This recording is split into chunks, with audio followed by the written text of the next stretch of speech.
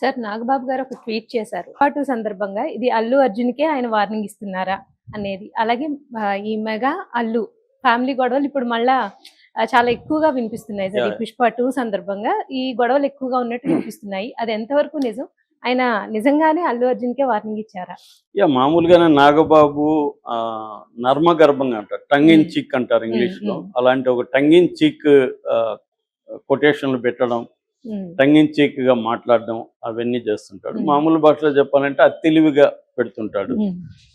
అది ఎవరికి తగలాలో వాళ్ళకి తగులుతుంది. కాకపోతే మామూలుగా ఇంటెండెడ్ అంటే తను ఎవరిని ఉద్దేశించి పెట్టాడో వాళ్ళకి కాకుండా వేరే వాళ్ళు కూడా నన్ను ఉద్దేశించి పెట్టాడేమో అనుకునే అవకాశం ఉంది. ఆయనకు కూడా అది కావాలి. అంటే ఆయన క్లవర్నెస్ని బయటికి చెప్పుకోవాలి. నేను ఎంత క్లవర్ అనేది చెప్పుకోవాలి. అట్ ద సేమ్ టైం ఇండైరెక్ట్గా రేపొద్దున అది ఎవరైనా కేసు వేయడానికి కూడా లేదు. కొటేషన్ అది స్వామి వివేకానంద కొటేషను. కాబట్టి ఇది అల్లు అర్జున్ నేనేమన్నా అసలు నేనేదో కొటేషన్ పెట్టానా అని తప్పించుకోవడానికి కూడా ఆయన ఉపయోగపడుతుంది. ఒక రకమైన సోకాల్డ్ క్లవర్నెస్ అయితే కనబడుతుంది. ఆయన గతంలో కూడా ఇలాంటివి చెప్పాడు. మాకు అనుకూలంగా ఉంటే పరాయుడైన మావోడే, మాకు వ్యతిరేకంగా ఉంటే మావోడైన పరాయుడే, ఇట్లాంటి ఒక కొటేషన్ పెట్టాడు. అప్పుడు కూడా కాంటెక్స్ట్ని బట్టి జనాలు కూడా ఏమి ఆయన అనుకున్నంత ఆయనకే తెలివి ఒకడికే ఉండదు కదా, ప్రపంచంలో మిగతా వాళ్ళకి కూడా తెలివి ఉంటుంది. కాబట్టి వీళ్ళకి కూడా అర్థమవుతుంది. సరే, ఇప్పుడు ప్రజెంట్ ఆయన ఏం కొటేషన్ పెట్టాడంటే, if you realize you have taken the wrong path, correct your course immediately. The longer you wait, the harder it becomes to return where you truly belong. అంటే నువ్వు ఒక రాంగ్ పాత్లో వెళ్తున్నట్టుగా నువ్వు కానీ రియలైజ్ అయ్యి ఉంటే ఇమీడియట్గా నువ్వు కరెక్ట్ చేసుకో, లేదంటే కష్టమైపోతుంది. నీ ఒరిజినల్ నువ్వు ఎక్కడైతే ఉండాలో అక్కడికి రావడం కోసం కష్టమైపోతుంది. ఇది అల్లు అర్జున్కి కానీ మనం అప్లై చేస్తే, అల్లు అర్జున్ ఒక రాంగ్ పాత్లో వెళ్ళాడు. ఏం రాంగ్ పాత్ అది? మెగా ఫ్యామిలీని ధిక్కరించి మెగా ఫ్యామిలీకి వ్యతిరేకంగా వెళ్ళడం, పవన్ కళ్యాణ్ జనసేన కూటమిని కాదని వైసీపీ పవన్ కళ్యాణ్కి ఎనిమిగా ఉన్న వైసీపీలో ఉండే ఒక ఎంపీని సపోర్ట్ చేయడం, ఇది రాంగ్ కోర్స్. ఈ రాంగ్ కోర్సులో నువ్వు వెళ్తున్నావు. నువ్వు రియలైజ్ అయ్యి నువ్వు ఎక్కడ బిలాంగ్ అవుతున్నావో ఆ దాంట్లోకి రా. ఎక్కడ పవన్ కళ్యాణ్తో ఉండు, మెగా ఫ్యామిలీతో ఉండు, అది నీ ప్లేస్. కానీ నీ ప్లేస్ వైసీపీ కాదు అని చెప్తున్నట్టుగా ఇది. అంటే ఈయన అల్లు అర్జున్ రాంగ్ పాత్లో ఉన్నాడని ఫస్ట్ చెప్పడం, రియలైజ్ కాకపోతే నీకు కష్టమని ఇంకొక థ్రెట్ కూడా అల్లు అర్జున్కి ఇవ్వడం.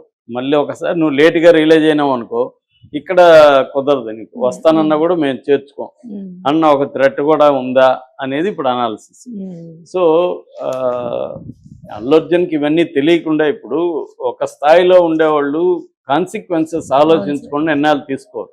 అంటే మామూలుగా నిర్ణయాలు తీసుకునేది రెండు రకాలుగా ఉంటుంది. ఒకటి లాజికల్గా, మనం left brain logical, right brain emotional అంటుంటాం. లాజికల్ నిర్ణయాలు ఏంటంటే ఆలోచిస్తాం. ఒక నిర్ణయం తీసుకుంటే ఈ నిర్ణయానికి రిపర్కషన్స్ ఎలా ఉంటాయి, కాన్సిక్వెన్సెస్ ఎలా ఉంటాయి, రేపొద్దున ఈ నిర్ణయం వల్ల మనకేమన్నా అఫెక్ట్ అవుతుందా, దానికి మనం రెడీగా ఉన్నామా అనేది ఆలోచించి ప్రో అండ్ కాన్స్, అవసరమైతే క్లోజ్గా ఉన్న వాళ్ళతో కన్సల్ట్ అయ్యి, ఎందుకంటే మనం ఒక్కొక్కసారి సబ్జెక్టివ్గా మంచి నిర్ణయాలు తీసుకోలేము. మన విషయాల్లో ఎప్పుడైనా కూడా చాలామంది మనుషులు సొంత విషయాల్లో వాళ్ళు ఆబ్జెక్టివ్గా ఉండలేకపోతారు, అనేక అంశాలను వాళ్ళు చూడలేకపోతారు. అందుకని పరాయవాడైతే వాడు ఆబ్జెక్టివ్గా ఉండి అన్ని చూస్తారు. కాబట్టి మనకు దగ్గరగా ఉండే వాళ్ళతో మనం మాట్లాడి నిర్ణయాలు తీసుకుంటాం. ఇది లాజికల్గా రేషనింగ్ అంటాం. అంటే లాజిక్ని అప్లై చేసి, కార్యకారణ సంబంధాలను అప్లై చేసి మనం ఒక నిర్ణయం తీసుకుంటే దీనికి ఫలితాలు ఎలా ఉంటుంది అనేది ఆలోచన చేసేది. రెండవది ఎమోషనల్ నిర్ణయాలు. ఎమోషన్ నిర్ణయాలు ఎప్పుడు చేస్తామంటే, గొడవలు వచ్చినప్పుడు, మనకి ఎవరితోన్నా సీరియస్గా వాగ్వివాదం వచ్చినప్పుడు టక్కని నిర్ణయాలు తీసుకునేస్తాం.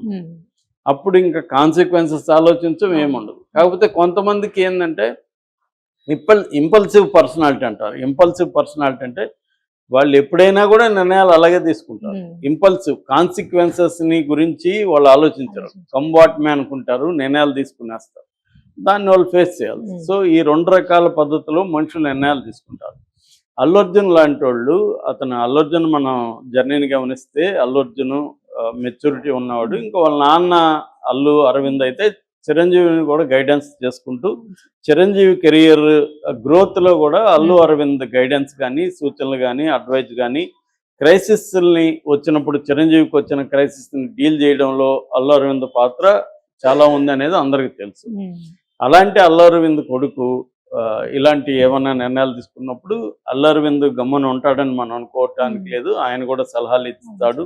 ఒకవేళ ఈ నాగబాబు చెప్పినట్టుగా అర్జున్ రాంగ్ కోర్సులో ఉంటే, ఎవరైనా నువ్వు రాంగ్ కోర్సులో వెళ్తున్నావు అని అల్లు అరవింద్ చెప్పకుండా ఉండడు. కాబట్టి అల్లు అర్జున్ ఒక నిర్ణయం తీసుకున్నా అంటే ఆలోచన చేస్తాడు. ఒకవేళ మళ్ళీ మార్చుకోదలుచుకున్నా ఆయన మార్చుకుంటాడు. ఎందుకంటే ఒక్కొక్కసారి ఏం చేస్తాం, మనం కొన్ని లాజికల్గా ఆలోచిస్తాం, ఇలా ఈ స్టెప్ వేస్తే ఈ ఫలితం ఉంటుందని, ఆ ఫలితం ఉండదు. కాబట్టి మళ్ళీ వెనక్కి వస్తామా, లేకపోతే ఇంకొక దారిలో వెళ్తామా, మళ్ళీ చాలా మంది వెనక్కి రాకపోవచ్చు. సో అంటే కాంటెక్స్ట్ని బట్టి ఉంటాయి. కొటేషన్లు ఎప్పుడు కూడా ఏంటంటే, ఈ వివేకానంద స్వామి ఏ కాంటెక్స్లో చెప్పాడో మనకు తెలియదు. ఆ కాంటెక్స్ట్ తెలియకుండా కొటేషన్ని అన్నిటికీ అప్లై చేయడం అనేది మూర్ఖత్వం. హెల్త్ టిప్స్ని అందరూ అప్లై చేస్తే ఎలా ఉంటుందో కొటేషన్ కూడా అటువంటి. నీ కాంటెక్స్ట్ని బట్టి ఉండాలి. ఇప్పుడు ఆలస్యం అమృతం విషయం అంటారు, అంటే ఆలస్యం చేస్తే అమృతమైన విషయం మారిపోతుందని. అట్లా నువ్వు ప్రతి దాంట్లో స్పీడ్గా రియాక్ట్ అయితే నిదానమే ప్రధానం అని ఇంకొక సామెత ఉంటుంది. దేన్ని ఫాలో కావాలి? కాబట్టి ఇక్కడ ఏంటంటే కాంటెక్స్ట్ని బట్టి ఉంటుంది. కాబట్టి ఈయన అల్లు అర్జున్కి ఒక బెదిరింపు, ఒక సలహా ఇవన్నీ ఇస్తున్నాడు ఈ కొటేషన్లో. నిజానికి అల్లు అర్జున్ ఉద్దేశించి ఉంటే, అది కూడా తెలియదు కదా మనకి, ఉంటాడని అనుకుంటున్నారు. ఎందుకంటే ఇదంతా కూడా ఇక్కడ నడుస్తుంది కాబట్టి పుష్ప 2 సందర్భంగా మళ్ళీ ఒకసారి అల్లు వర్సెస్ మెగా బయటకు వచ్చింది. ఎందుకంటే పుష్ప 2కి సంబంధించి ఎవరు కూడా అల్లు ఫ్యామిలీ, మెగా ఫ్యామిలీలో బెస్ట్ విషెస్ తెలియజేయడం కానీ, అది హిట్ కావాలని కోరుకోవడం కానీ ఎక్కడా కూడా లేదు. పైగా నెగిటివ్ క్యాంపెయిన్ అనేది జనసేన ఫ్యాన్స్ నుంచి, తెలుగుదేశం ఫ్యాన్స్ నుంచి నెగిటివ్ క్యాంపెయిన్ ఉంది అనే వార్తలు కూడా వస్తున్నాయి. అట్లాగే మొన్న చెన్నైలో అల్లు అర్జున్ మీట్ జరిగినప్పుడు అక్కడ కొంతమంది అల్లు ఫ్యాన్స్ ఏం పీకలేరు బ్రదర్ అని ఒక ప్లకార్డు పట్టుకొని చూపించారు. ఆ పీకలేరులో P and K బాగా ప్రామినెంట్ గా కనబడేట్టుగా క్యాపిటల్ లెటర్లో పెట్టారు. అంటే అర్థం ఏమి, పీకే మమ్మల్ని ఏమీ పీకలేడు అని చెప్పదలుచుకున్నారు. సో అలాగా రైవల్రీ అనేది వీళ్ళిద్దరి మధ్య ఉంది. కాబట్టి ఒక రకంగా నాగబాబు ఇండైరెక్ట్గా, నిజానికి మామూలుగా ఇది ఫ్యామిలీ ఇష్యూ, కానీ మన పరిస్థితి ఎలా ఉంటుంది అంటే ఒక్కొక్కసారి ఫ్యామిలీ ఇష్యూ అనేది సినిమా ఇండస్ట్రీ ఇష్యూగా, సినిమా ఇండస్ట్రీ అనేది రాజకీయాలుగా మారిపోయింది. ఆంధ్రప్రదేశ్లో కాదేది రాజకీయాలకు అనర్హం అన్నట్టుగా ప్రతిదీ రాజకీయాలు. రెండోది పవన్ కళ్యాణ్ అక్కడ రాజకీయాల్లో యాక్టివ్గా ఉన్నాడు, డిప్యూటీ సీఎంగా ఉన్నాడు. ఈయనేమో నంద్యాలలో శిల్పా రవిప్రకాష్ రెడ్డికి ఈయన పోయి ప్రచారం చేసి వచ్చాడు. కాబట్టి అక్కడి నుంచి వారు, అంతకుముందే ఫ్యామిలీ వారు నడుస్తుంది ఎప్పటి నుంచో వీళ్ళిద్దరి మధ్య. అంటే అల్లు అర్జున్ పొజిషన్ మనం అర్థం చేసుకుంటే, అల్లు అర్జున్ అనే అబ్బాయి ఒక హీరోగా ఎదిగిన పద్ధతి మనకి చాలా ఇన్స్పిరేషనల్గా కనబడుతుంది. అతను ఫస్ట్లో ఉన్న దీనికి ఇవాళ అతను ఫిజికల్ బాడీ కానీ, లేకపోతే యాక్టింగ్ ప్రజెన్స్ కానీ, ఇవన్నీ కూడా ఫెనామినల్ గ్రోత్ అల్లు అర్జున్లో ఉంటుంది. ఫస్ట్ 6 ప్యాక్ బాడీ కూడా అల్లు అర్జున్ మనకి. సో దాని వెనుక ఎంతో హార్డ్ వర్క్, డిసిప్లిన్ ఇవన్నీ ఉంటాయి. ఓన్లీ సపోర్ట్ సిస్టమ్సే సరిపోవు ఒక వ్యక్తి పైకి వెళ్ళాలంటే. ఇన్హెరెంట్గా మనలో ఉంటేనే సపోర్ట్ సిస్టమ్స్ హెల్ప్ అవుతాయి. ఇన్హెరెంట్గా లేనప్పుడు సపోర్ట్ సిస్టమ్స్ హెల్ప్ కావు. దానికి ఎగ్జాంపుల్ వాళ్ళ ఫ్యామిలీలోనే శిరీష్ ఎందుకు పైకి రాలేదు, హీరోగా ఎదగలేదు, ఈ అబ్బాయి ఎందుకు, ఇద్దరికి సపోర్ట్ సిస్టమ్స్ ఈక్వల్ గానే ఉంటాయి కదా. అట్లాగే మహేష్ బాబు వాళ్ళ రమేష్ బాబు ఎందుకు అవ్వలేదు, మహేష్ బాబు ఎందుకు, ఇలాగా మనం ఎన్ని వందల